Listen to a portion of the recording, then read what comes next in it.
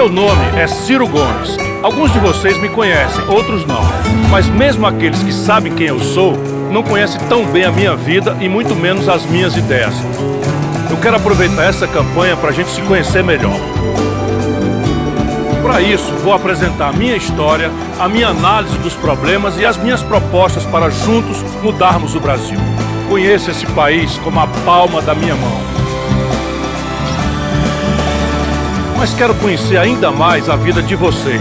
Então, por favor, mandem aqui por minhas redes sugestões, perguntas e histórias sobre as suas vidas.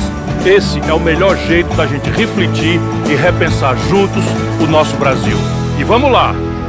Eu nasci em 1957 em Pindamonhangaba, interior de São Paulo. O presidente era o grande Juscelino Kubitschek.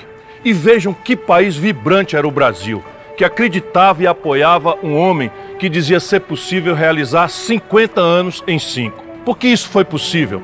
Porque o Brasil estava iniciando um segundo ciclo de esperança. Estava superando o trauma da morte de Getúlio Vargas, o maior presidente de todos os tempos, criador da Petrobras e dos direitos trabalhistas, que se matou para evitar que o Brasil caísse na mão de brasileiros e estrangeiros indignos. Com JK, como Juscelino era conhecido, o país entrava em um belo sonho de vitórias e afirmação. E tinha, como na época de Getúlio, um projeto nacional de desenvolvimento. Nesse ano em que eu nasci, Juscelino anunciava a mudança da capital para Brasília, uma obra monumental que ficaria pronta em apenas 4 anos. Pelé, um garoto de 16 anos, fazia seu primeiro gol pela seleção. Contra quem? Contra a Argentina. Onde? No Maracanã. A bossa nova e o cinema novo, que projetaria o nosso país internacionalmente, davam seus primeiros passos. E nossa indústria se expandia com o surgimento das primeiras fábricas de automóveis. Em suma, o Brasil era um país cheio de esperança, afirmação e rebeldia. E crescia em ritmo veloz. O ritmo que nos fez o país que mais cresceu no mundo entre 1932 a 1980. Inspirado em Getúlio e JK, eu quero implantar, junto com vocês, um novo e moderno projeto nacional de desenvolvimento.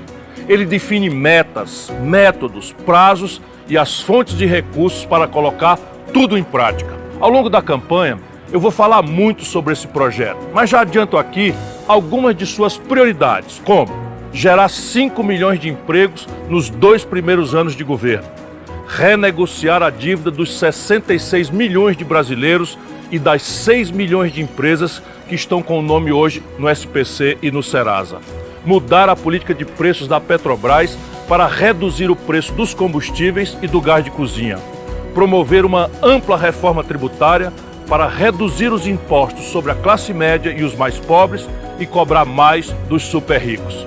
Combater a fome e a miséria, criando o programa de renda mínima Eduardo Suplicy. Acabar com a reeleição presidencial, que é a principal fonte de corrupção e conchavos do atual sistema político. E revitalizar a indústria brasileira para diminuir a nossa dependência de produtos importados. Enfim, esse é o projeto que diz como o Brasil vai voltar a crescer e a recuperar a confiança do nosso povo numa vida melhor. Uma vida muito diferente da atual, que só impõe sofrimento e dificuldades, inclusive na hora de colocar comida na mesa. Entrar num supermercado hoje em dia é levar susto atrás de susto com o preço das coisas. O quilo de colchão mole, por exemplo, está em R$50, mais que o dobro do que custava há 2 anos. E o litro de leite já custa até R$10. E a dúzia de ovos, que era R$ 6,99, passou para mais de R$22, um aumento de mais de 202% acima da inflação do período em apenas 2 anos. Todos sabem também o absurdo dos preços da gasolina, do diesel e do gás de cozinha. Tudo isso no país que é o segundo maior produtor de alimentos do mundo e um dos maiores produtores de petróleo também. Uma simples pesquisa no celular confirma: o Brasil está com os maiores índices de miséria, fome, desemprego e inflação dos últimos tempos. E está praticamente parado, sem crescer, há 11 anos. É nesse Brasil que nascem todo ano 2,7 milhões de bebês. É um Brasil muito diferente daquele em que eu nasci. Éramos uma nação cheia de vitalidade e esperança. Hoje, vivemos quase um filme de terror. Eu não falo das dificuldades do povo por falar. Eu mesmo sou de uma família que ralou muito até se estabilizar e prosperar. Meu pai saiu aqui de Sobral e foi para São Paulo em busca de uma vida melhor. Lá conheceu minha mãe. Os dois eram professores e enfrentavam uma tremenda dureza. Quando eu tinha apenas 4 anos, eles decidiram voltar para o Ceará.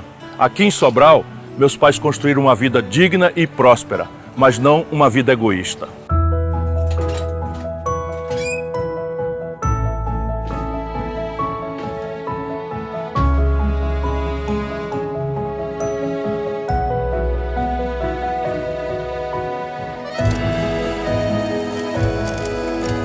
Minha mãe, Maria José, era uma verdadeira guerreira da educação pública, como tantas outras mães e professoras que eu conheço. O meu pai, José Euclides, que além de professor era também defensor público, ficou conhecido como o advogado dos pobres. Daí para entrar na política foi um passo. Ele foi eleito prefeito e a partir dele e dos seus sucessores, Sobral foi se transformando num dos municípios mais prósperos do Ceará e aquele município com a melhor educação pública do Brasil. Conseguimos isso lutando contra a fome, o analfabetismo, a mortalidade infantil e o desemprego. Em suma, lutando ao lado do povo contra a pobreza e a miséria. Essa luta é o que me move até hoje. Eu sei que cada um de vocês sente na pele, em graus diferentes, todo tipo de dificuldade. E quando o drama de cada um se soma ao drama de outras pessoas, se forma um painel assustador da atual miséria brasileira. Hoje, mais de 33 milhões de irmãos brasileiros passam fome. 125 milhões não fazem as 3 refeições diárias. Mais de 50 milhões vivem só com R$14 ou menos ainda por dia. Mais de 10 milhões estão desempregados. E 66 milhões e 600 mil pessoas estão penduradas no SPC e no Serasa.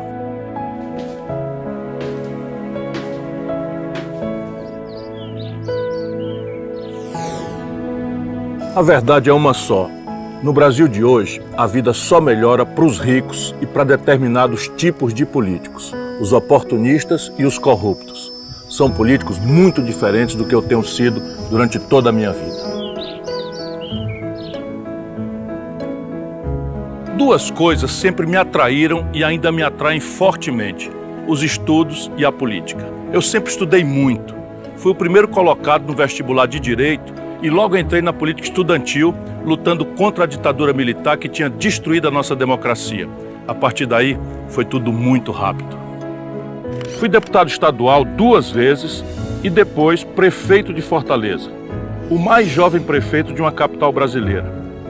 Antes dos 34 anos, fui eleito governador do Ceará, também o mais jovem governador da época e até hoje o segundo mais jovem da história do país. Fui também o mais jovem ministro da Fazenda do Brasil, assumindo o cargo com 36 anos.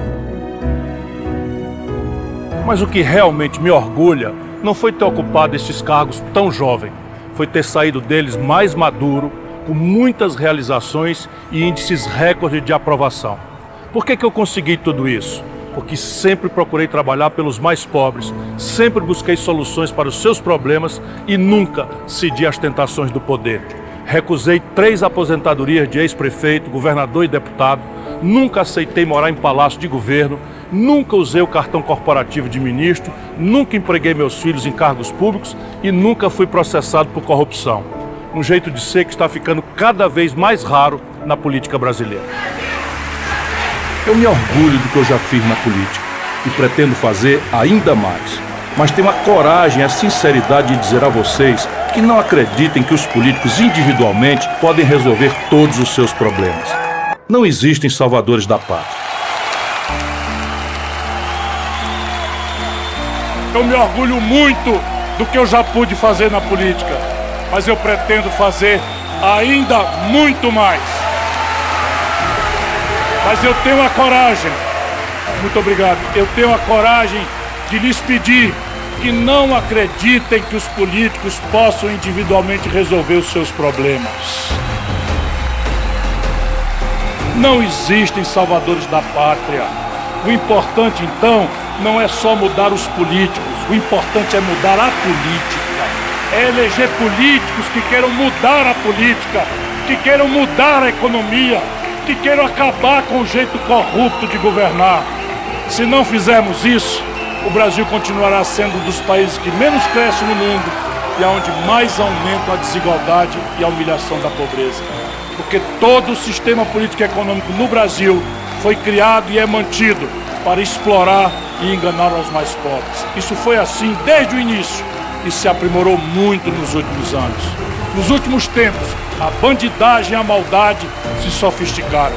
Os hipócritas de direita e de esquerda aprenderam novas formas de enganar o nosso povo. Isso tem levado o Brasil para trás. A cada ano o Brasil perde de goleada para si mesmo. Está na hora de invertermos esse jogo.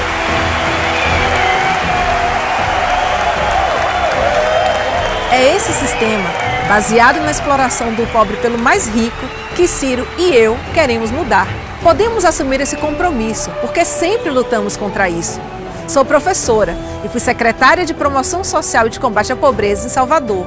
Ciro tem 40 anos de uma vida pública honesta e transparente. E as obras e ações que ele realizou, algumas em prazo recorde, melhoraram a vida das pessoas. Vai no Google e procure Canal do Trabalhador. Tá lá! No seu governo, Ciro construiu em 90 dias um canal de 120 quilômetros que salvou Fortaleza de ficar sem água. E ele também aumentou a renda do povo, criou emprego e ganhou um prêmio da ONU, porque reduziu a mortalidade infantil no Ceará. Como ministro da Fazenda do Itamar, ajudou a salvar o Plano Real, que antes dele estava ameaçando fracassar.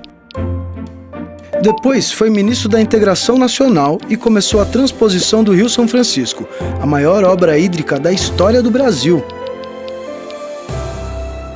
Mas de tudo isso, o que mais me orgulha é ter ajudado o Ceará, um estado pobre, a construir a melhor educação pública do Brasil, superando de longe estados ricos como São Paulo, Minas Gerais e Rio de Janeiro.